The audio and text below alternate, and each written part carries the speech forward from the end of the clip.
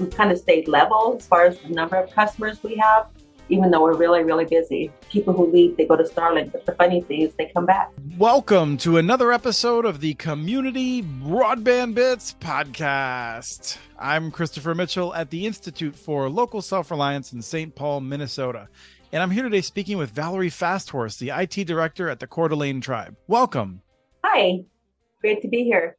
It's wonderful to have you on here. You're someone who's been doing great work for a very long time, and you're hard to pin down. I think one time we were going to talk, you got several feet of snow. Oh, yes, we get a lot of snow here. Luckily, right now, it's a nice, sunny, clear day. So actually beautiful building weather. Oh, yeah? Weather like, can I build or can I not build? Yeah, this time of year, you never know, right? Yeah. You're in northern part of Idaho. Is there anything else that you might want to share with people about that area? I mean, it's stunningly beautiful, but I don't think you want to tell people that because you don't want more people moving there, I'm guessing.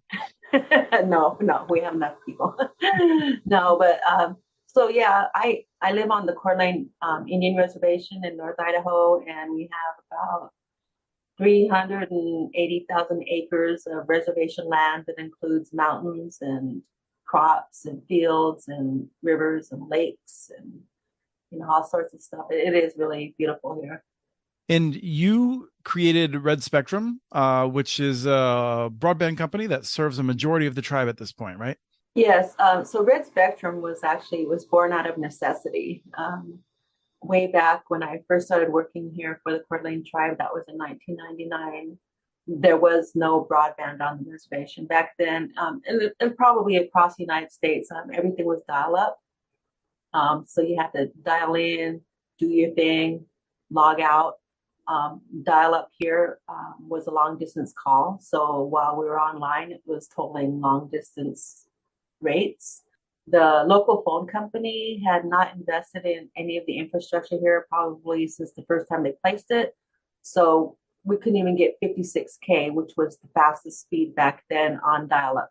So in the year 2000, there was a broadband grant opportunity. It was a pilot project by the USDA RUS, and they were wanting to build broadband in rural America.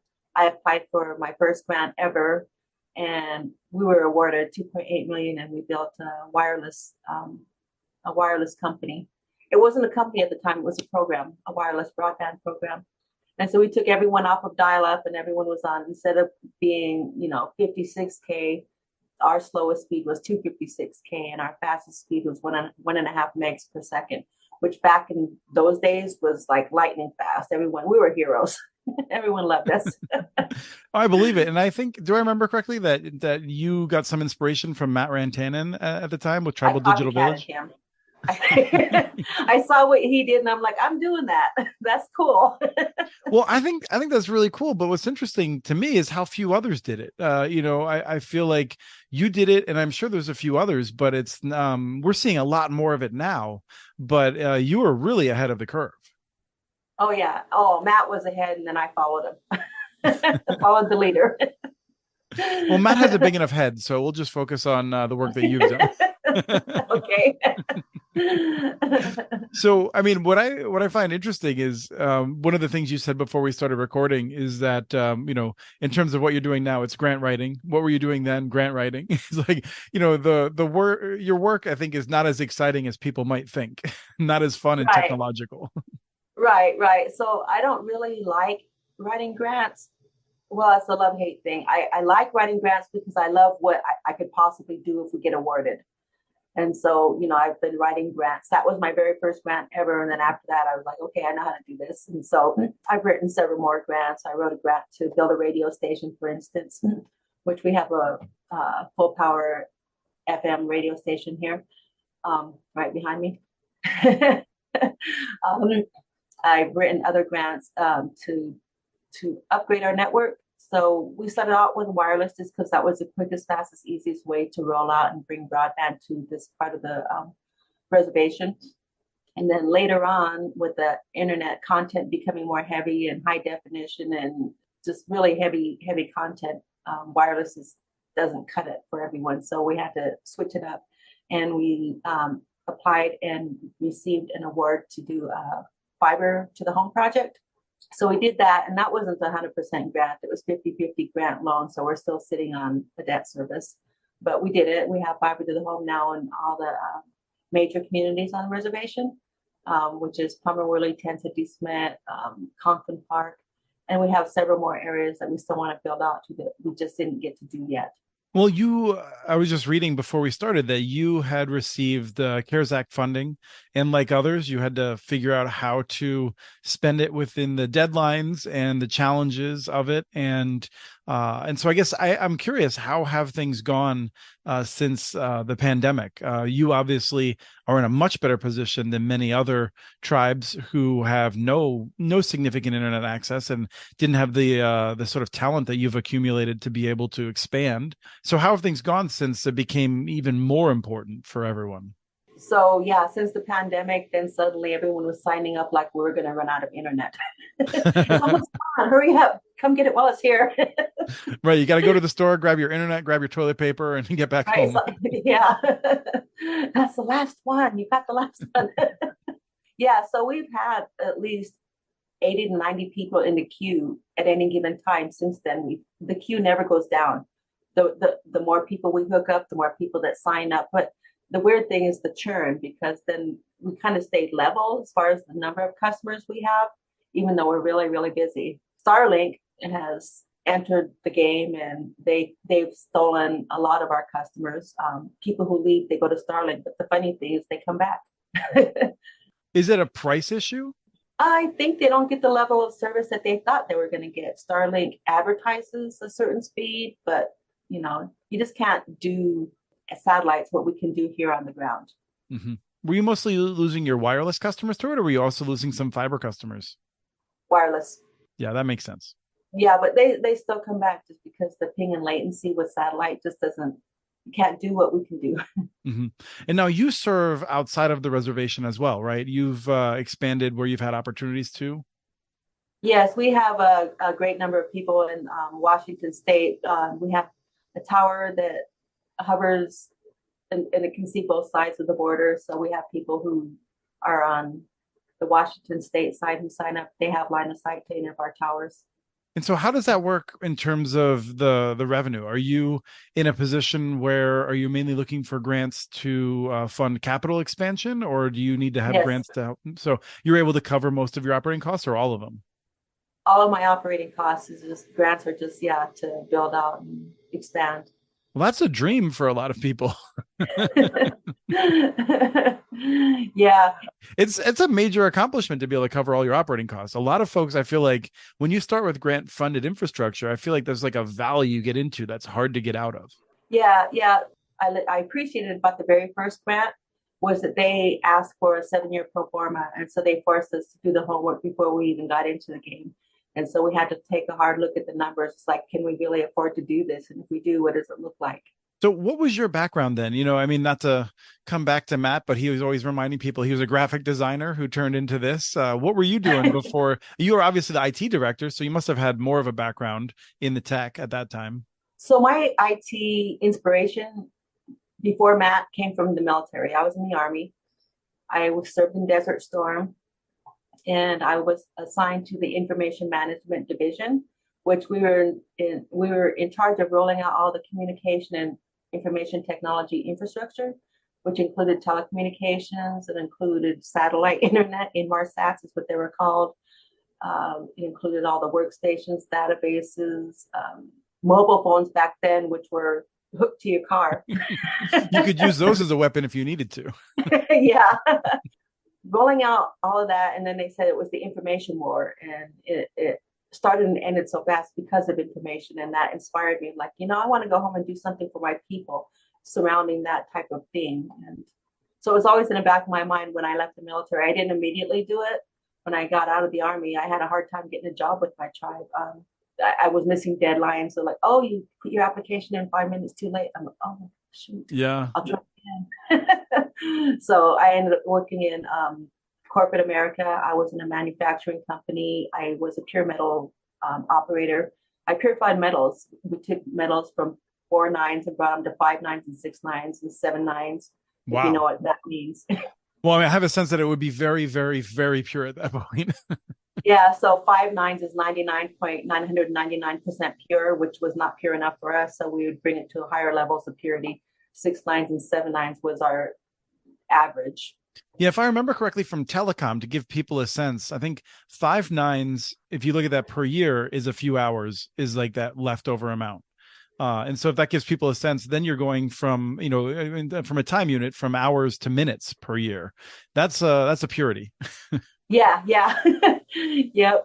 I was working in the manufacturing world for a minute, and then I finally got a job with the tribe. I call it breaking and entering. I came in the back door. I got a job with social services. And It then you was got like, punished and sent to IT. Is that what happened? oh no, no, no, no. What happened is social services is a job it's a field by itself. It's like the parable of the boiling frog. You jump in, you jump out. Yeah. I did not like it. I still have clients and users, but they're different clients and users in the IT world. That's one of the things I'm curious about, because a lot of people are in a position similar to yours where I feel like they're trying to figure out broadband. You were confronted then with a 7-year pro forma, and I'm curious how you went from feeling comfortable with the tech to being a business wizard with it as well. So in the very beginning, when we were a program in the tribe and we weren't actually a business yet, I was spoiled because the tribe took care of the finances. They paid the bills. I provided the funds, but they paid the bills. They did my HR. When Red Spectrum actually broke off in 2016 to become an LLC, and then I had to go out and find my own staff to do that. So I always had the technical staff, but I was missing the accounting side of it and also the HR side. So I had to outsource that. And I still outsource it. I don't have anyone on staff who's doing it. As a matter of fact, today I have an interview with another bookkeeper. And so is that something you did locally then? Were you able to find someone in the community that would do it, or how did you find that person? I had people in the community, and right now I'm running out of people in the community. Turns out we don't have a lot of people who are fans of being accountants or bookkeepers. And so the talent that I'm attracting right now is actually from Spokane, Washington, which is like a 45-minute drive away from here. He's going to come here today for an initial visit, but will more than likely work remotely most of the time. Okay. Well, I am curious about the community radio. You noted that, and I'm fascinated by that. I believe it was the first, right? Community radio, tribally owned community radio station. Is that right? Yeah, yeah. So back, I can't remember what was going on. There must have been some kind of grant or something, and the tribal council asked me if I could look into it and see about building us a radio station. I'm like, oh, sure. I've never done it, but all right, I'll try it. So I went after some PTFT funding, which was the very last PTFTP funding from NTIA, and was awarded almost $500,000 to build the radio station. And so what is that used for primarily? Like, is that something that a lot of people are listening to? Why is it worth you having done? Community radio station is, so you can do locally relevant content. Like you listen to the radio now and it's in Spokane, Washington or Coeur d'Alene, but what do they know about the Coeur d'Alene tribe? Do they know that in October we have Water Potato Day? Do they know that, we have historical battles and that we have coyote stories in the winter? I mean, what do they know? They don't know that stuff. They don't care. We care. So it's culturally and locally relevant content. And do you find that the younger generation is excited to help like run the station and make sure there's content coming up and that sort of a thing? Or is it something that, that they're kind of not into? I think the younger generation see it as a dinosaur because they like podcasts. They like See, I love podcasts, but I'm also a big fan of community radio. I like that local flavor. Yeah, yeah, yeah. I mean, it's the drive time. You get in the car and you get to listen to something and you hear something different when you change the station. It catches your attention.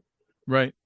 So then one other thing that had popped into my head when when I was thinking about what I want to talk with you about is I feel like in the work that we've done with the tribal broadband boot camps, we were just recently with Mohawk Networks with Allison Mitchell, and then we came over a little bit closer to you in Cheyenne River Sioux Tribe Telephone Authority with Mona Thompson in Eagle Butte. I was trying to remember the name of the town in Eagle Butte, and in both cases, I felt like the tribal owned ISPs felt like they were providing a really important service, and they obviously were, and they're doing a great job.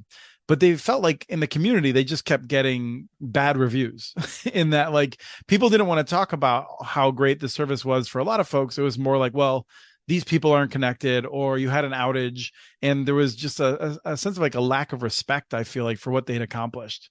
And I'm kind of curious how that's not something you've had to deal with, it seems like. Very little. I mean, we have more people that are happy with us than are not happy with us. I mean, of course, the unhappy ones are going to be the loud ones and catch everyone's attention. So, like, if I get called to the boss's office, I'm like, yeah, you heard that one unhappy customer today. I have 1,200 other happy customers. Right. And so I'm curious then, with where you are, what are the next steps? What challenges do you face? Like, after this interview, what are you going to be banging your head against the wall over? I'm still looking for funding. I mean, the bead's coming around the corner, but that's really, really slow. So I'm looking for other opportunities.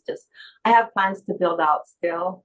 I'm still trying to grow the company, even without any more infrastructure. There's still room for growth. We only have like a 30% take rate. Because of the competition in the other areas that we provide service. So, maybe just trying to go after some of those other customers that we can serve without more money. You have a higher take rate in the areas where you have fiber? Yep.